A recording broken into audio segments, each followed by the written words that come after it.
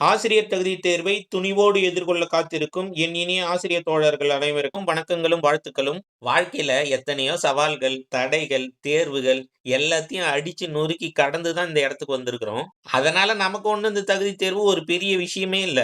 துணியணும், வெறி கொண்டு துணியணும். இரையடிக்க துடிக்கும் வேங்கை போல வெறி கொண்டு துணியணும். டெட் எக்ஸாம் பேப்பர் 2ல நம்ம பாஸ் பண்ணோம்னா கண்டிப்பா தமிழ்ல 30க்கு 28 மார்க்குக்கு மேல எடுத்தே ஆகணுங்க. நம்ம தமிழ்ல மட்டும் 30க்கு 28க்கு மேல எடுத்துட்டோம்னா, கண்டிப்பா நம்ம பாஸ் பண்ணிட முடியும்.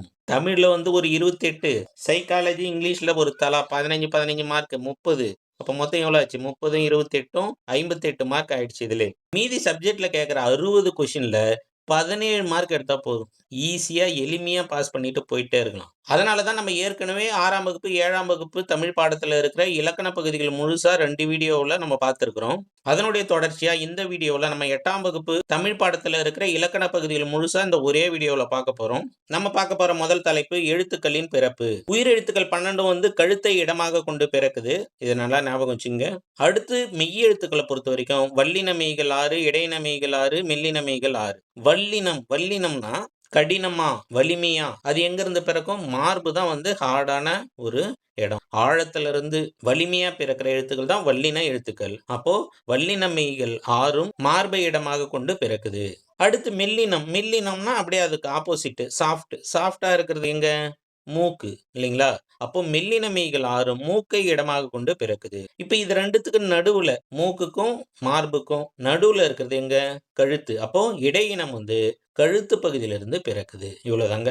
ஆயுத எழுத்து வந்து தலையிலிருந்து பிறக்குது. இதெல்லாம் முதல் எழுத்துக்கள பத்தி. அடுத்து சார்பு எழுத்துக்கள பொறுத்தவரைக்கும், இப்போ உயிர்மெய் எழுத்துக்கள்லாம் இருக்கு இல்லைங்களா?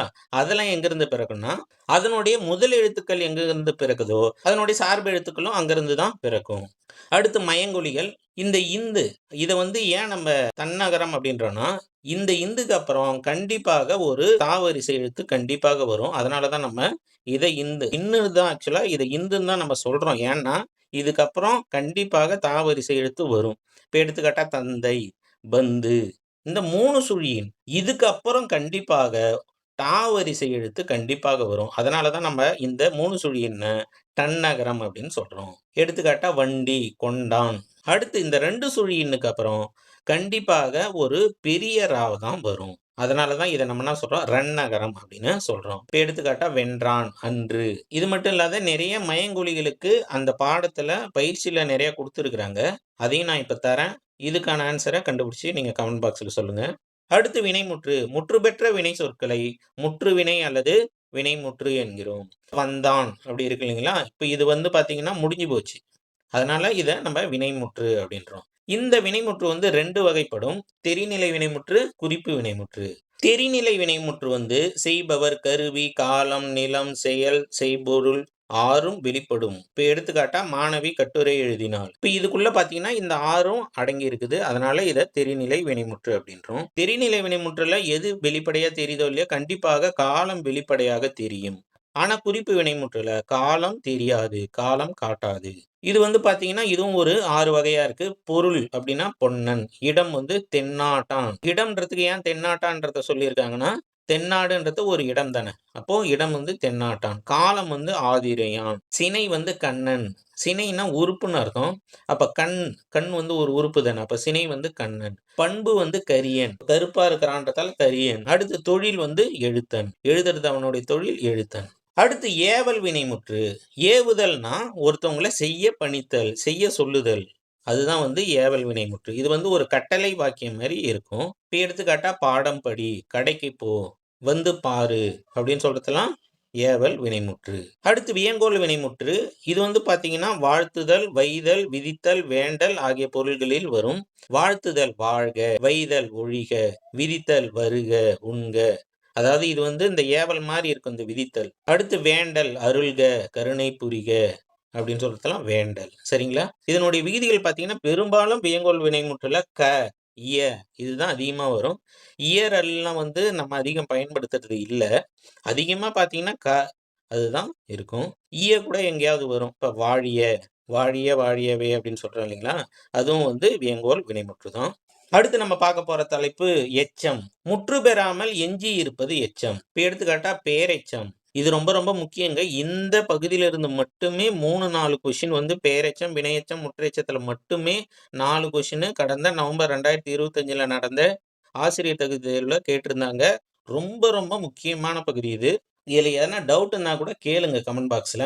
பெயரெச்சம் அப்படின்னா, பெயரை கொண்டு முடிவது பெயரெச்சம். அவ்வளவுதான். இப்ப பாடியன்றதுக்கு அப்புறம் நம்ம ஒரு பெயர் சொல்ல போட்டா பொருத்தமா இருக்குமா? வினை சொல்ல போட்டா பொருத்தமா இருக்குமா? இப்ப பாடிய அதுக்கப்புறம் பாடிய மாணவன் அப்படின்னு போடலாம். இல்ல பாடிய பாடல்ன்னு போடலாம். இப்ப மாணவன், பாடல்லாம் என்னது? பெயர் சொல் தானே. அப்ப பாடிய என்பது பெயரெச்சம். புரியுதுங்களா? இப்ப பாடுகின்ற அதுவும் பார்த்தீங்கன்னா, இன்னொரு வினைச்சொல்ல அங்க போட முடியாது. பாடுகின்ற வந்தான் அப்படின்னு போட முடியுமா? முடியாது. அப்போ பாடுகின்ற பாடல் தான் சொல்லணும். அப்போ இது பாடுகின்ற என்பதும் பெயரெச்சம். நீங்க வந்து பின்வருவனவற்றில் எது பெயரெச்சம் அப்படின்னு கேட்டா 4 ஆப்ஷன் இருக்குல்ல. 4 ஆப்ஷன்ல ஒரு பெயர் சொல்ல வந்து பின்னால போட்டு பாருங்க. எதுக்கு கரெக்ட்டா பொருந்துதோ அதுதான் பெயரெச்சம். வேற ஒண்ணும் இதுல கஷ்டப்பட வேண்டிய வேலையே கிடையாது. ஒரு பெயர் சொல்ல போடுங்க, ஒரு வினை சொல்ல போடுங்க. பெயர் சொல்ல போட்டு அது கரெக்ட்டா பொருந்துதுன்னா, அது பெயரெச்சம் தான். வினை சொல்ல போட்டு கரெக்ட்டா பொருந்ததுன்னா, அது வினையெச்சம் தான். இந்த பெயரெச்ச விகுதிகள் பார்த்தீங்கன்னா, அ, இம். பெரும்பாலும் அதுல தான் வரும். பாடிய, பாடுகின்ற அப்படின்னு வருது இல்லைங்களா? அதுல தான் வரும். இதுல 2 வகை உண்டு பெயரெச்சத்துல. தெரிநிலை பெயரெச்சம், குறிப்பு பெயரெச்சம். தெரிநிலை பெயரெச்சத்துல வந்து காலம் வெளிப்படையாக தெரியும். இப்ப எடுத்துக்காட்டா எழுதிய கடிதம். இப்ப எழுதி முடிச்சுட்டாங்க இல்லையா? அப்போ தெளிவா காலம் தெரியுது. இது வந்து இறந்த காலம். அப்போ இது வந்து தெரிநிலை பெயரெச்சம். இதே குறிப்பு பெயரெச்சமா இருந்தா காலம் தெரியாது. பண்பு மட்டும் தான் தெரியும். இது பெயரெச்சன்றதால பெயரை கொண்டு முடியுது இல்லையா? அந்த பெயரோட தன்மைய, பண்ப குறிக்கிறது வந்து குறிப்பு பெயரெச்சம். எடுத்துக்காட்டா கடிதம்ன்றது பெயர். அதுக்கு முன்னால இருக்கிற பெயரெச்சம் வந்து அந்த கடிதம் எப்படிப்பட்டது அப்படின்னு காட்டினா அது வந்து குறிப்பு பெயரெச்சம். இப்ப எடுத்துக்காட்டா சிறிய கடிதம். இது வந்து குறிப்பு பெயரெச்சம். நீலவானம் இது வந்து குறிப்பு பெயரெச்சம். இப்ப உயர்ந்த மனிதர் அப்படின்றது குறிப்பு பெயரெச்சம். அந்த பெயரோட தன்மையை குறிப்பிடுவது குறிப்பு பெயரெச்சம். அதுக்கும் பதிலா காலத்தை காட்டுகின்ற பெயரெச்சம் வந்து தெரிநிலை பெயரெச்சம். அடுத்து வினையெச்சம். நான் முன்னால சொன்னேன் பெயரை கொண்டு முடிவது பெயரெச்சம். வினையை கொண்டு முடிவது ஒரு வினைமுற்றை கொண்டு முடிகின்ற எச்சம் வந்து வினையெச்சம். இப்ப படித்து முடித்தான். படித்து முடித்து பேசிய பையன் அப்படின்னு இருக்குன்னு வச்சுங்க. இப்ப படித்து அதுக்கப்புறம் நம்ம ஒரு பெயர் சொல்ல போட முடியாது. படித்து பையன் அப்படின்னு சொல்ல முடியுமா? முடியாது. அப்ப படித்து என்பது வினையெச்சம். முடித்து முடித்துன்னு சொன்ன பிறகு கூட முடித்து பையன் அப்படின்னு வராது. முடித்த பையன் தான் வரும். அப்போ அதுவும் என்னது? வினையெச்சம். இதே பாடிய அப்படின்னு இருந்தா பாடிய மாணவன். அப்போ கரெக்ட்டா உட்காருது. அப்போ பாடிய என்பது பெயரெச்சம். புரியுதுங்களா? பெயரை கொண்டு முடிவது பெயரெச்சம், வினையை கொண்டு முடிவது வினையெச்சம். பின்வருவனவற்றில் எது வினையெச்சம் அப்படின்னு கேட்டா 4 ஆப்ஷன் குடுத்திருப்பாங்க. 4 ஆப்ஷன்ல இன்னொரு வினைமுற்ற போட்டு முடிச்சு பாருங்க. எதுக்கு கரெக்ட்டா வினைமுற்று உட்காருதோ அது வினையெச்சம். வினையை கொண்டு முடிவது வினையெச்சம். அவ்வளோதான். இப்ப இதுலயும் 2 வகை உண்டு. தெரிநிலை வினையெச்சம், குறிப்பு வினையெச்சம். தெரிநிலை வினையெச்சத்துல கண்டிப்பாக வெளிப்படையாக காலம் தெரியும். இப்ப படித்து வந்தான், எழுதி வந்தாள். சரிங்களா? இந்த தெரிநிலை வினையெச்சத்தோட விகுதிகள் பார்த்தீங்கன்னா, உ, இ இது 2த்துல தான் ஏதாவது ஒண்ணு வரும். இப்ப படித்து வந்தான், எழுதி வந்தாள். சரிங்களா? இப்ப குறிப்பு வினையெச்சமா இருந்தா, காலத்தை தெளிவாக காட்டாது. காலமே காட்டாது. பண்பு மட்டும் தான் காட்டும். வந்தான், எப்படி வந்தான்? அந்த வினையோட தன்மைய குறிப்பிடுவது குறிப்பு வினையெச்சம். மெல்ல வந்தான். இப்ப எழுதினாள் அப்படின்னு ஒரு வினைமுற்று இருக்குது. எப்படி எழுதினாள்? அழகாக எழுதினாள். அவ்வளவுதான். அப்போ அது வந்து குறிப்பு வினையெச்சம். அடுத்து முற்றெச்சம். இதுல இருந்தும் ஒரு கொஸ்டின் கேட்டிருந்தாங்க. ஒரே எழுவாய்க்கு 2 வினைமுற்றுகள் இருக்கும். இப்ப வள்ளி படித்தனள், மகிழ்ந்தனள். சரிங்களா? இப்ப அந்த மாரி நல் அப்படின்னு வந்து 2 வினைமுற்று இருந்தாலே அது முற்றெச்சம். சரிங்களா? அடுத்து வினையால் அமையும் தொடர்கள். தன்வினை கண்ணன் கற்றான். பிறவினை கண்ணன் கற்பித்தான். இன்னொருத்தவங்கள அந்த செயலை செய்ய வைக்கிறது வந்து பிறவினை. தானே அந்த செயலை செய்யறது வந்து தன்வினை. புரியுதுங்களா? இப்போ தன்வினைக்கான சரியான பிறவினை ஒரு 4 சொற்கள் குடுத்திருக்கிறாங்க. திருந்து, திருத்து, ஓடு, ஓட்டு, நட, நடத்து, உருள், உருட்டு. சரிங்களா? அடுத்து செய்வினை, செயபாட்டு வினை. இப்ப செய்வினைனா கயல்விழி கதை படித்தாள். இது வந்து பாத்தீங்கன்னா எழுவாய் பிளஸ் செயபடு பொருள் பிளஸ் பயனிலை அப்படின்ற வரிசையில இருக்கும். எழுவாய்னா செயலை செய்யறவங்க, அதன் பிறகு செயபடு பொருள் இருக்கும். அதன் பிறகு அதனுடைய பயனிலை அதாவது வினைமுற்று இருக்கும். இதே செயபாட்டு வினையா இருந்தா செயபடு பொருள் ஃபர்ஸ்ட் வந்துரும். அடுத்து எழுவாய் வரும். அடுத்து பயனிலை வரும். இப்ப எடுத்துக்காட்டா செயபடு பொருள் இதுல என்னது? கதை. அது முன்னால வந்துரும். கதை கயல்விழியால் படிக்கப்பட்டது. இந்த எழுவாய் கூட இந்த ஆள் அப்படின்றது சேர்ந்து வரும். கதை கயல்விழியால் படிக்கப்பட்டது. இப்ப பாருங்க ஒரு 4 இது குடுத்திருக்கிறாங்க. இதெல்லாம் என்னென்ன வகைன்னு சொல்லுங்க பார்க்கலாம். தன் வினையா, பிற வினையா, செய்வினையா, செயல்பாட்டு வினையான்னு சொல்லுங்க. மாணவர்கள் வகுப்பை தூய்மை செய்தனர். இத என்ன சொல்லலாம்? தன்வினை சொல்லலாம். செய்வினைனும் சொல்லலாம். பழம் அணினால் குறிக்கப்பட்டது. இது வந்து பார்த்தீங்கன்னா, செயல்பாட்டு வினை. அடுத்து ஆசிரியர் இலக்கணம் கற்பித்தார். அவர் கற்கல, கற்பித்தார். அப்ப இது என்னது? பிறவினை. அடுத்து ஓவியம் குமரனால் வரையப்பட்டது. இது வந்து என்னது? செயல்பாட்டு வினை. அடுத்து இடைச்சொல். சொல்ல பார்த்தீங்கன்னா, பெயர்ச்சொல், வினைச்சொல், இடைச்சொல், உரிச்சொல் ஆகிய 4 வகையா இருக்குது. நம்ம பெயர்ச்சொல், வினைச்சொல்ல பத்தி ஏற்கனவே 6ஆம் வகுப்பு, 7ஆம் வகுப்புல பார்த்துட்டோம். இப்ப இடைச்சொல். வேற்றுமை உருபுகள், விகுதிகள், சாரியை, ஓம உருபுகள், சொல்லுருபுகள் இவை எல்லாம் சேர்ந்தது தான் இடைச்சொல். இப்ப கண்ணனால் அப்படின்னு சொன்னோம் இல்லையா?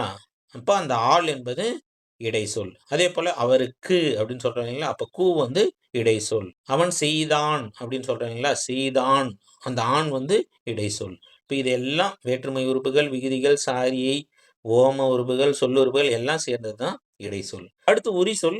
இதுல இருந்தும் ஒரு கொஸ்டின் வந்து கேட்டிருந்தாங்க. எது எதெல்லாம் உரிச்சொல்? சால சாலச் சிறந்தது. உருப்பசி. நனி நனி நன்று. கூர் அருள் கூர்ந்து. கழி கழி நெடிலடி. மாநகர். அதாவது ஒரு சொல்லோட விஷயத்த கொஞ்சம் பெருசு பண்ணி காட்டுறது வந்து உரிச்சொல். அடுத்து வேற்றுமை. வேற்றுமை பார்த்தீங்கன்னா 8 வேற்றுமை இருக்குது. முதல் வேற்றுமைக்கு உருபு இல்ல. அதனால இதை எழுவாய் வேற்றுமை அப்படின்னு சொல்றாங்க. அடுத்து 2ஆம் வேற்றுமை உருபு வந்து ஐ. இது வந்து செயல்படு பொருள் வேற்றுமை. அடுத்து 3ஆம் வேற்றுமை 4 உறுப்புகள் இருக்கு. ஆள், ஆண், ஒடு, ஓடு ஆகிய 4 உறுப்புகள் இருக்கு 3ஆம் வேற்றுமைக்கு. இதுல ஒடு, ஓடு அது 2ம் வந்து பார்த்தீங்கன்னா உடனிகழ்ச்சி பொருளில் வரும். அடுத்து 4ஆம் வேற்றுமை உறுப்பு வந்து கு. 5ஆம் வேற்றுமை உறுப்புகள் வந்து இன், இல். 6ஆம் வேற்றுமை உறுப்பு வந்து அது, ஆது, அ. இதெல்லாம் வந்து 6ஆம் வேற்றுமை உறுப்பு. இது வந்து உரிமை பொருள்ல வரும். இப்ப கண்ணனது எழுதுகோல் அப்படின்னு சொல்லணும்னா, அப்போ அது அவருடையது இல்லைங்களா? அதனால அது உரிமை பொருள்ல வரும். அடுத்து 7ஆம் வேற்றுமை உறுப்பு வந்து கண். 8ஆம் வேற்றுமை உறுப்பு வந்து விழி வேற்றுமை அப்படின்னு சொல்லுவாங்க. 8ஆம் வேற்றுமைக்கும் முதல் வேற்றுமைக்கும் உறுப்புகள் கிடையாது. சரிங்களா? இப்போ ஒவ்வொரு வேற்றுமைக்குமான ஒரு ஸ்பெஷல் பேரு. அத வந்து ஞாபகம் வச்சுங்க. 8ஆம் வேற்றுமை விழி வேற்றுமை, முதல் வேற்றுமை வந்து எழுவாய் வேற்றுமை, அதன் பிறகு ஐ வந்து செயல்படு பொருள் வேற்றுமை. அதே போல அது வந்து உரிமை பொருள்ல வரும். இது வந்து ஐயால் கு இன் அது கண் அப்படின்னு நீங்க ஞாபகம் வச்சுக்கலாம். ஐயால் கு இன்னது கண். இத வந்து ஒரு 10, 15 முறை சொல்லி பார்த்தீங்கனாலே உங்களுக்கு விளங்கிடும். முதல் வேற்றுமைக்கும் 8ஆம் வேற்றுமைக்கும் உருவுகள் கிடையாது. அடுத்து புணர்ச்சி. நிலைமொழியின் ஈற்றெழுத்தும் வருமொழியின் முதல் எழுத்தும் சேர்வதை தான் நம்ம என்ன சொல்றோம்? புணர்ச்சி அப்படின்றோம். முதல்ல உயிரீற்று புணர்ச்சி அப்படின்னா என்ன? இந்த நிலைமொழியோட கடைசி எழுத்து உயிரெழுத்தா இருந்தா அதை நம்ம என்ன சொல்றோம்? உயிரீற்று புணர்ச்சி அப்படின்றோம். இப்போ இது கூட வந்து சேர்ற வருமொழியில முதல் எழுத்து அதுவும் உயிரா இருந்தா அதை நம்ம என்ன சொல்றோம்? உயிர் முன் உயிர் அப்படின்றோம். இதே வருமொழியோட முதல் எழுத்து மெய்யா இருந்தா இப்ப காய் அப்படின்னுக்குது. இக்கு கூட்டல் ஆ தான் கா. அப்போ முதல் எழுத்து என்னது? மெய் எழுத்து தான். அப்போ இதை நம்ம என்ன சொல்றோம்? உயிர் முன் மெய் அப்படின்றோம். இந்த முன்னுன்றது வேற ஒண்ணும் இல்லைங்க. அங்க பிளஸ்ன்னு மாத்திங்க. உயிர் பிளஸ் உயிர். சிலையில ஐ பிளஸ் ஆ இல்லைங்களா? அது வந்து உயிர் பிளஸ் உயிர். அடுத்து உயிர் முன் மெய். வாழையில கடைசி எழுத்து ஐ. அது உயிர் எழுத்து. காயில முதல் எழுத்து இக்கு. அப்போ உயிர் பிளஸ் மெய். உயிர் முன் மெய். முன்னுன்றத நீங்க பிளஸ் அப்படின்னு புரிஞ்சுக்கங்க. இப்போ மண் பிளஸ் அடுப்பு. இப்ப இதை சொல்லுங்க. மெய் முன். அடுத்து இயல்பு புணர்ச்சி. இயல்பு புணர்ச்சினா என்னன்னா எந்த ஒரு மாற்றமும் இல்லாமல் அப்படியே 2 வார்த்தைகள் சேருவது தான் இயல்பு புணர்ச்சி அப்படின்றோம். இப்ப தாய் கூட்டல் மொழி தாய்மொழி. அடுத்து உடல் கூட்டல் ஓம்பல் உடலோம்பல். இப்போ இதுல நீங்க கேட்கலாம் மாறி இருக்கேன்னு. நிலைமொழியோட கடைசி எழுத்து இல்லும் வருமொழியோட முதல் எழுத்து ஓவும் சேர்ந்து லோவா மாறி இருக்கு. அவ்வளவுதான். வேற எந்த மாற்றமும் நிகழல. அதனால இதையும் இயல்பு புணர்ச்சின்னு தான் சொல்லணும். அடுத்து விகார புணர்ச்சி. இதான் ரொம்ப முக்கியமானது. இதுல இருந்தும் கொஸ்டின்ஸ் கேட்டிருந்தாங்க அடிக்கடி. தோன்றல், திரிதல், கெடுதல். இப்ப தமிழ் கூட்டல் தாய். இதுல தமிழ் தாய் ஒரு இத்தி எக்ஸ்ட்ரா வந்திருக்கு இல்லைங்களா? அப்போ இது வந்து ஒரு எழுத்து சேர்ந்து தோன்றி இருக்கிறதால இது தோன்றல் விகாரம் அப்படின்றோம். அடுத்து திரிதல் விகாரம் அப்படின்னா வில் கூட்டல் கொடி. இது வந்து என்ன ஆகுது? வில் கூட்டல் கொடி விற்கொடி ஆகுது. இந்த இல்லு என்னவா மாறி இருக்கு? இர்ரா மாறி இருக்கு இல்லைங்களா? அப்போ வந்து இதுல மாறி இருக்கிறதால இதை திரிதல் அப்படின்னு சொல்றோம். அடுத்து கெடுதல் அப்படின்னா இருக்கிற ஒரு எழுத்து வந்து காணாம போயிடும், மறைஞ்சிடும். அதனால இத கெடுதல் அப்படின்றோம். கெட்டு போயிடும். இப்ப மனம் கூட்டல் மகிழ்ச்சி. இதுல இந்த நிலைமொழியோட கடைசி இம்மு வந்து மறைஞ்சிடுது. அப்போ மனமகிழ்ச்சி அப்படின்றோம். அப்ப அதனால அத என்ன சொல்றோம்? கெடுதல் அப்படின்றோம். இது ரொம்ப ரொம்ப முக்கியம். கண்டிப்பாக கேட்பாங்க. எழுதி வச்சுங்க. இப்ப நாடகம் கூட்டல் கலை, நாடக கலை அப்படின்றோம். இது வந்து பார்த்தீங்கன்னா, கெடுதல், தோன்றல் ஆகிய 2 விகாரமும் இதுல இருக்கு. முதல்ல நாடகம் கூட்டல் கலை. இதுல முதல்ல இம்மு போயிருக்கு. அதன் பிறகு ஒரு இக்கு எக்ஸ்ட்ரா சேர்ந்து இருக்குது. அப்போ முதல்ல இம்மு போனது கெடுதல், ஒரு இக்கு எக்ஸ்ட்ரா வந்தது வந்து தோன்றல். இப்ப இதெல்லாம் என்ன விகாரங்கள் நீங்க சொல்லுங்க பார்க்கலாம். மட்பாண்டம். இத எப்படி சொல்லலாம்? மண் கூட்டல் பாண்டம் மட்பாண்டம் இல்லைங்களா? அப்ப இன்னும் வந்து இட்டா மாறி இருக்கு. அப்போ இது என்னது? திரிதல். அடுத்து 3வது பாருங்க. மணி கூட்டல் முடி மணிமுடி. அப்போ இதுல எந்த மாற்றமும் இல்ல. அதனால இது என்னது? இயல்பு புணர்ச்சி. அடுத்து கடைத்தெரு. கடை கூட்டல் தெரு இத்து எக்ஸ்ட்ரா வந்திருக்கு. அப்ப இது என்னது? தோன்றல் விகாரம். இவ்வளவுதாங்க 8ஆம் வகுப்பு தமிழ்ல இருக்கிற அனைத்து இலக்கண பகுதிகளின் சுருக்கமான ஒரு வீடியோ. நீங்க இந்த வீடியோவை சேவ் பண்ணி வச்சுங்க. எக்ஸாம்க்கு முன்னால ஒரு 2, 3 முறை போட்டு கேட்டீங்கனாலே உங்களுக்கு வந்து ஈஸியா ஆயிடும். உங்களுக்கு இந்த வீடியோவோட இந்த பிடிஎஃப் வந்து உங்களுக்கு தேவைன்னா, இந்த வீடியோவுக்கு லைக் பண்ணிட்டு ஹைப்னு ஒரு பட்டன் வரும். ஹைப் குடுத்து கமெண்ட் பாக்ஸ்ல எஸ்ன்னு சொல்லிட்டு கமெண்ட் பண்ணீங்கன்னா, நான் உங்களுக்கு இந்த வீடியோவுக்கான பிடிஎஃப் ஃபார்மேட்ட நான் உங்களுக்கு அனுப்பி விடுவேன். உங்களுடைய வளர்ச்சிக்கு நான் உதவுற மாரி, நம்ம சேனலோட வளர்ச்சிக்கும் நீங்க உதவணும். நம்ம சேர்ந்து தான் வளர்றோம். அதனால வீடியோ வந்து வெறுமனே பார்த்துட்டு போயிடாதீங்க. ஒரு லைக் மட்டும் பண்ணிட்டு போங்க. கமெண்ட் பாக்ஸ்ல ஏதாவது ஒண்ணு நல்லா இருக்கு, நல்லா இல்ல எதையாவது ஒண்ணு சொல்லிட்டு போங்க. எதனா தவறுகள் இருந்தா கூட கமெண்ட் பாக்ஸ்ல சொல்லுங்க, திருத்திக்கலாம். அடுத்த வீடியோ நம்ம எத பத்தி போடலான்றதையும் நீங்க கமெண்ட் பாக்ஸ்ல சொல்லுங்க. Thank you. Bye bye. Take care.